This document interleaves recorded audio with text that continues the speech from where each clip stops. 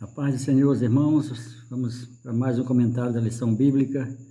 Estamos estudando nesse segundo trimestre acerca das cartas de Paulo aos Gálatas, aos Efésios e a Filemon. E desta feita vamos comentar a lição de número 5. A lição de número 5 traz por título Zelando pela Liberdade Conquistada. O texto áureo diz, para a liberdade foi que Cristo nos libertou. Permanecei, pois, firmes e não vos submetais ao novo jugo de escravidão. Em Gálatas 5:1. A verdade prática, ela diz, a verdadeira liberdade em Cristo não deve ser confundida com libertinagem ou liberdade para viver na prática do pecado. Essa lição ela está inserida no capítulo 5 da carta de Paulo aos Gálatas. É o capítulo mais conhecido no meio da igreja, é onde fala das obras da carne e do fruto do Espírito. Pois bem, a introdução diz, na lição anterior, aprendemos que os alcançados pelo Evangelho da Graça o são para a liberdade e não para a escravidão. Neste capítulo, os Gálatas são exortados a não abrir mão dessa liberdade.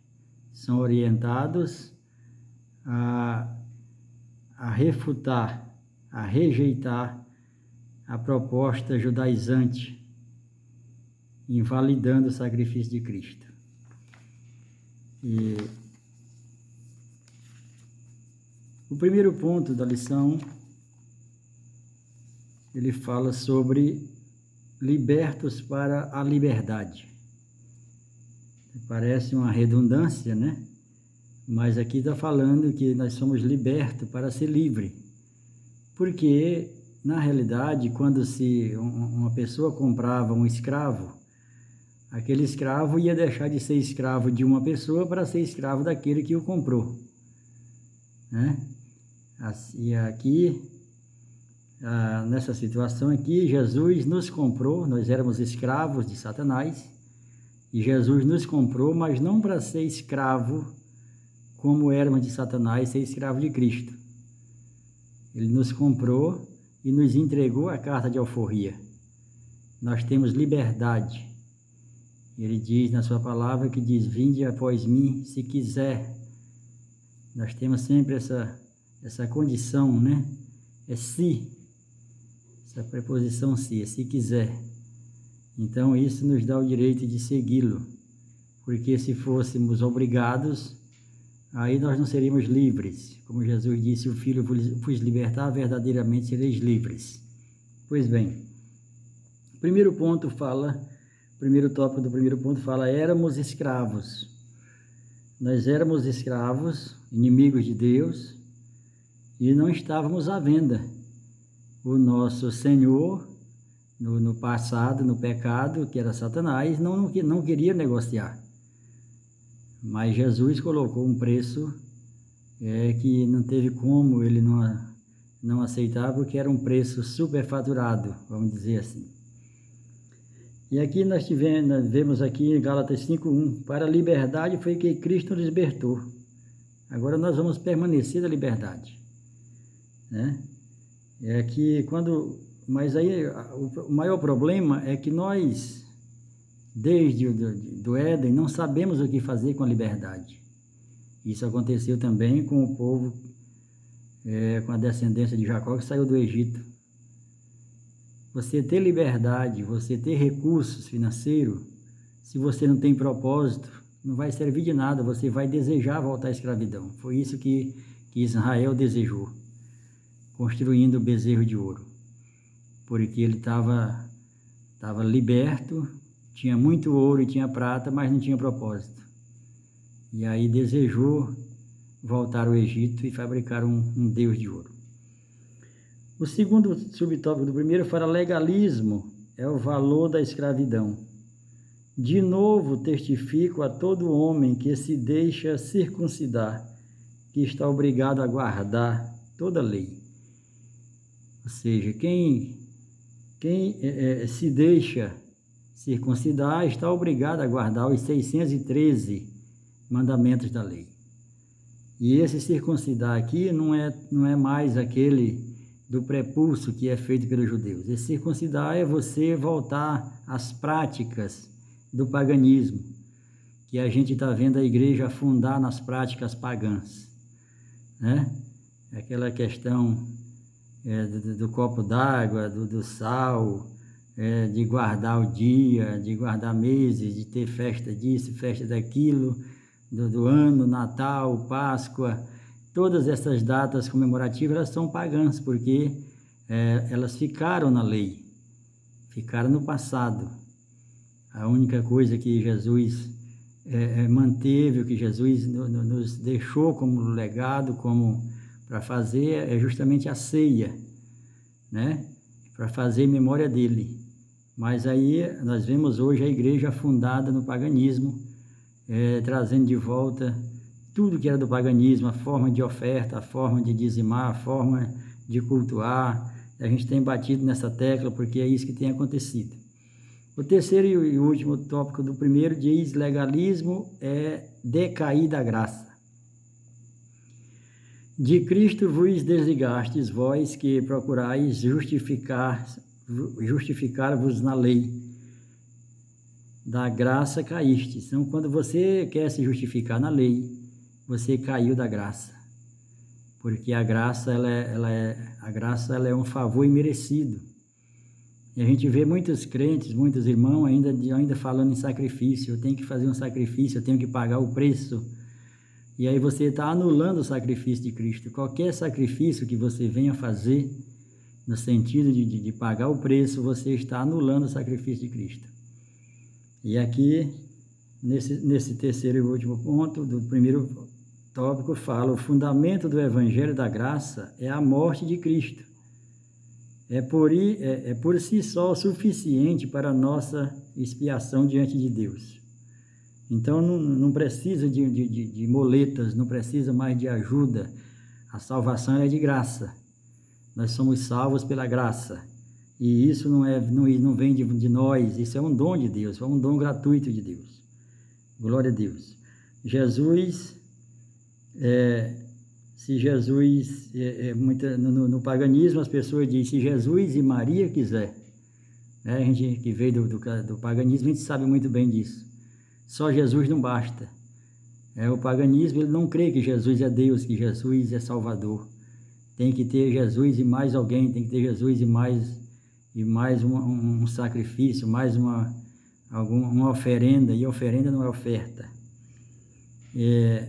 Vamos para o segundo ponto, que fala sobre liberdade para fazer o bem. Liberdade para fazer o que é certo. Nós somos livres para fazer a vontade de Deus, para fazer o que é certo. E nós não devemos confundir essa liberdade com libertinagem, ou achar que essa liberdade, como Paulo diz, nós podemos todas as coisas, mas nem todas as coisas são lícitas. Então a gente tem que ter o cuidado, né? Nós temos que ter o cuidado para fazer aquilo que Deus falou lá no Éden. De toda a árvore do jardim, Adão podia comer.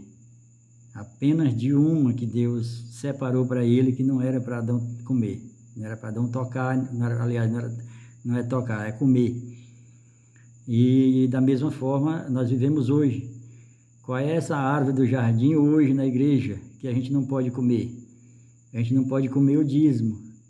De tudo que a gente trabalhar, de tudo que Deus nos abençoar, a gente pode comer. Agora, daquilo que está no meio do jardim, aquilo que está no meio da nossa provisão que Deus nos deu, é o dízimo, e isso não pode ser comido. Tem que ser entregue. E entregue a quem? Entregue a um sacerdote. Quando a gente entrega o dízimo, entrega nossas ofertas a um sacerdote, nós estamos entregando a Deus. Porque quando o sacerdote come, aí Deus está recebendo, e aí nós somos aceitos diante de Deus. Então, o primeiro ponto do segundo tópico aqui fala sobre liberdade cristã, não é pecar. A nossa liberdade, ela não é para nós pecarmos. Nossa liberdade é para fazer a vontade de Deus, fazer o que é certo, e trabalhar para que o reino de Deus aumente na terra. Esse é o nosso legado que nós temos que deixar para gerações futuras. Aqui, a salvação, ela tem dois aspectos, né? A salvação no judicial e a salvação orgânica. Nós fomos salvos judicialmente quando Jesus pagou pelo nosso preço, nós éramos condenados à morte.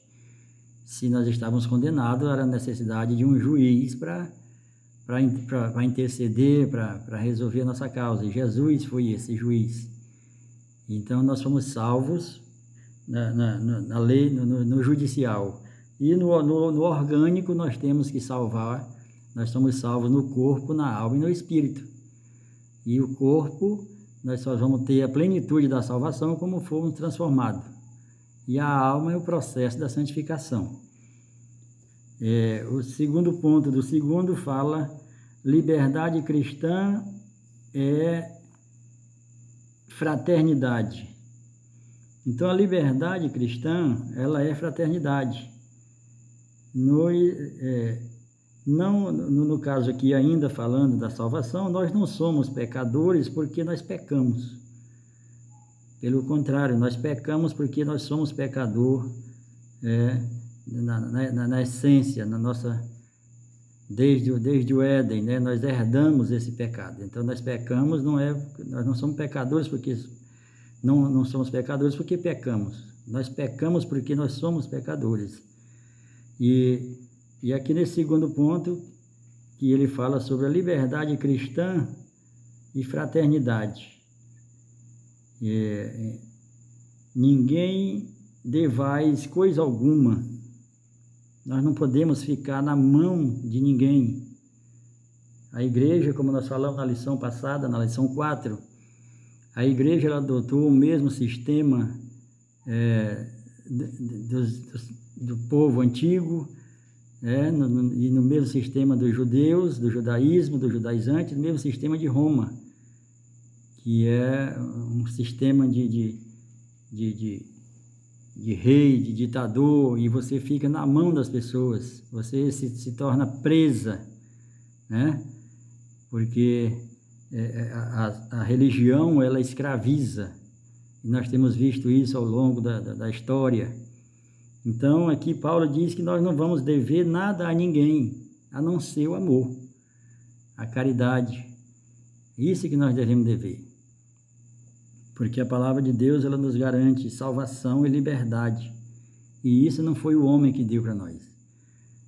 E nós temos que ter esse cuidado para não nos tornarmos presa fácil na mão de verdadeiros salteadores, vamos dizer assim, de mercenário, né, que fazem a obra literalmente para usar as pessoas, fazem a obra por dinheiro. Nós temos que dever somente o amor. E aqui,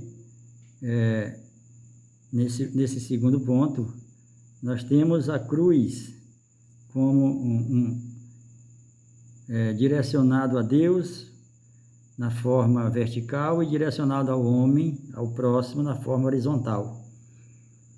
Então, a cruz, ela tipifica justamente essa condição de nós com Deus. Na parte vertical, nos liga com Deus, e na parte horizontal, nos liga uns com os outros. Então, nós devemos amar uns aos outros, como Jesus nos amou, né? Amar o próximo como a nós mesmos. Nada façais por contenda, né? Nada façais por... considere qual, entre outros, o menor, o superior. A palavra de Deus traz, o apóstolo Paulo, ele traz ali uma sequência, né? Que Deus separou apóstolos, profetas, evangelistas, mas ali não é hierarquia, ali não é primeiro, não está em primeiro, segundo e terceiro, ali não está na ordem, não está numa ordem, né? Ali é serviço, ali não é título. Então tem pastores, presbíteros, tem apóstolos, mas isso é serviço, não é título. Ali não é uma hierarquia, até porque Jesus disse que aquele que quiser ser o maior, seja aquele que sirva. Glória a Deus, aleluia. E aqui ainda No ponto 3, liberdade cristã vai além da lei. A liberdade cristã, ela não está presa à lei. A lei, ela ficou para trás, porque Jesus cumpriu a lei. Nenhum ser humano foi capaz de cumprir a lei. E nós cumprimos a lei porque estamos em Cristo, e Cristo cumpriu a lei. Então, é por isso que que nós não devemos ficar preocupados com os mandamentos, com o rudimento da lei, porque Cristo cumpriu toda a lei e nós estamos nele. Então, quem está em Cristo, as coisas velhas passaram e a lei é considerada velha. O terceiro e último ponto fala: andar no Espírito resolve o conflito, né? Então, quando nós andamos no Espírito, a gente resolve esse conflito, porque a gente não anda mais segundo a carne.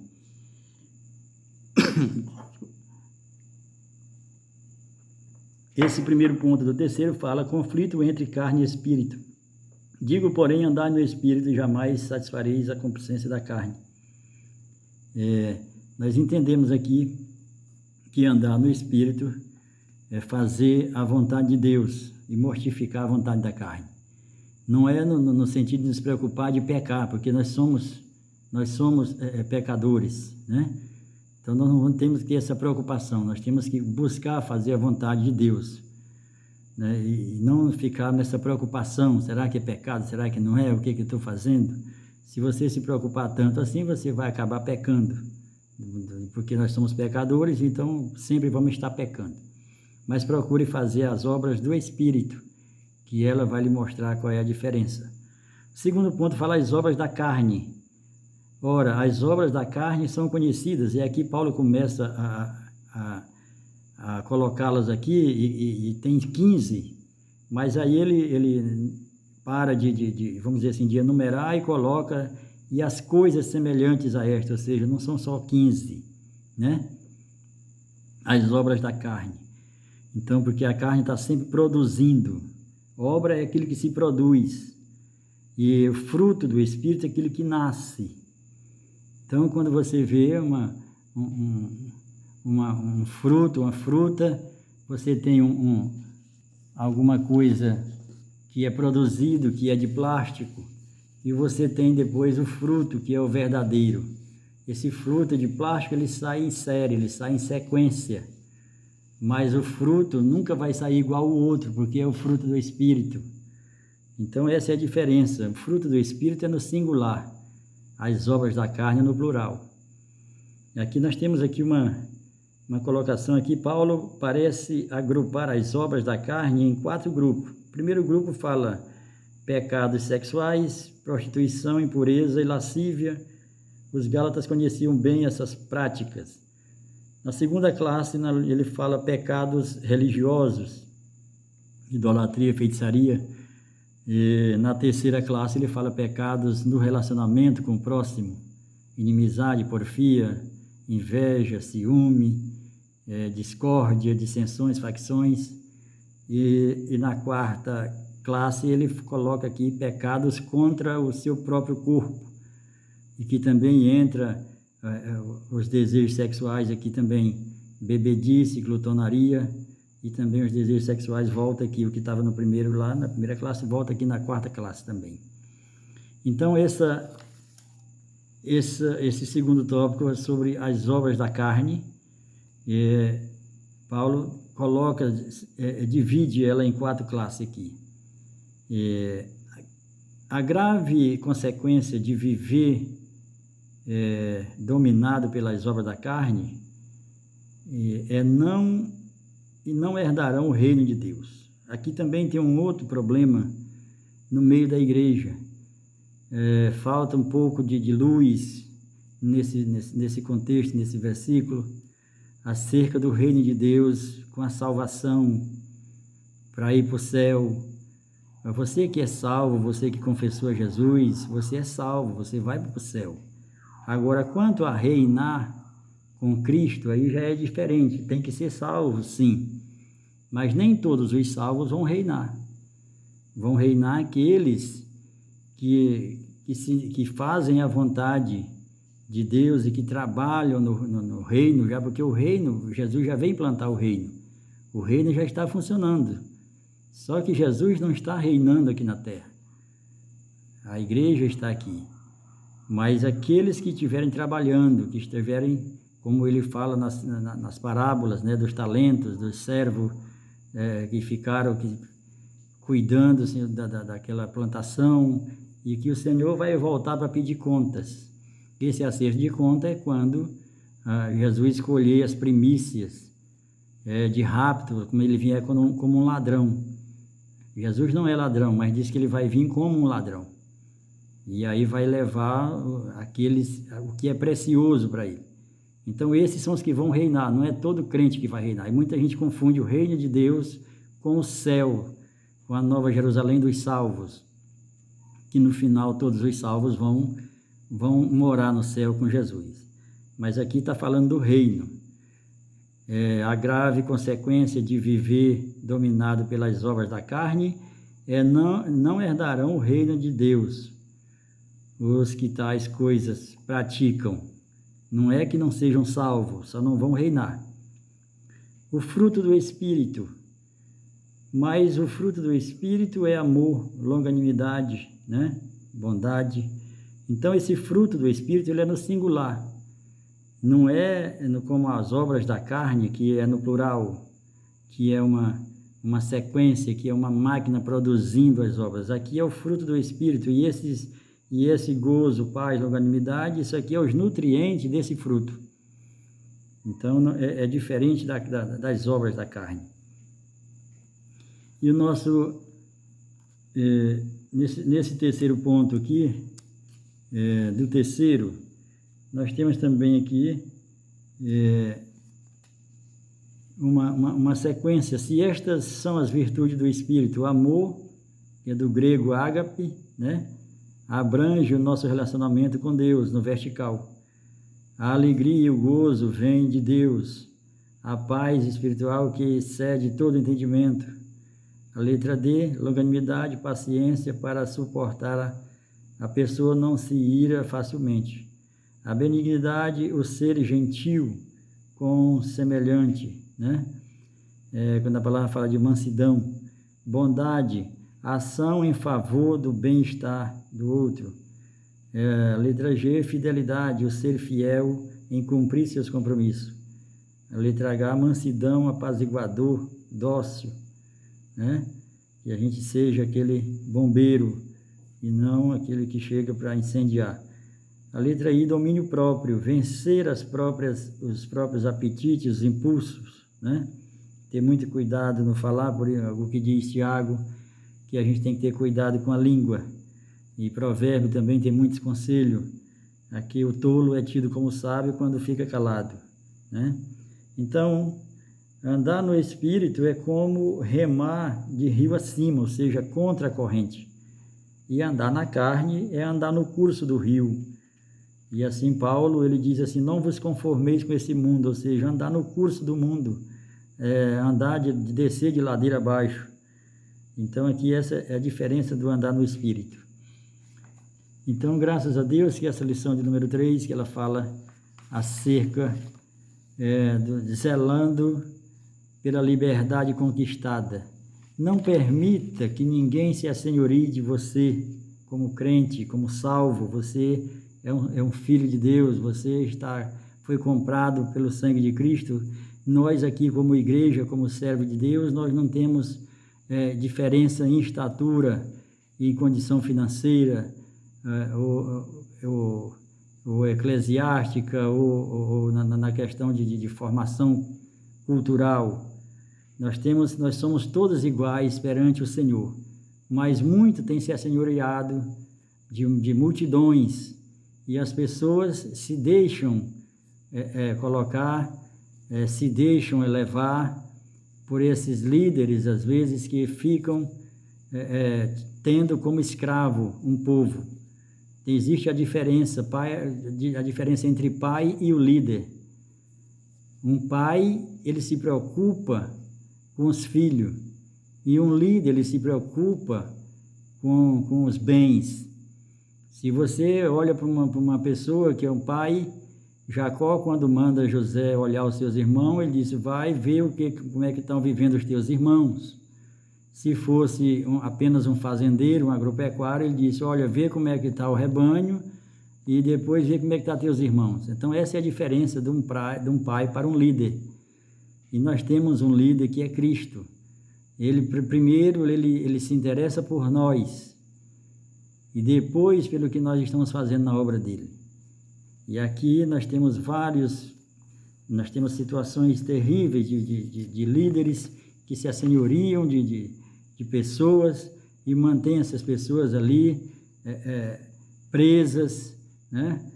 Usando e abusando de tudo que eles desejam, vivendo ali uma falsa santidade para iludibriar o povo. E isso, nos últimos dias, está caindo por terra, porque o povo, a Deus, nesses últimos dias, tem levantado muitos homens e mulheres de Deus para buscar mais conhecimento bíblico, para ler mais a palavra, para entender mais do que Deus quer para nossas vidas.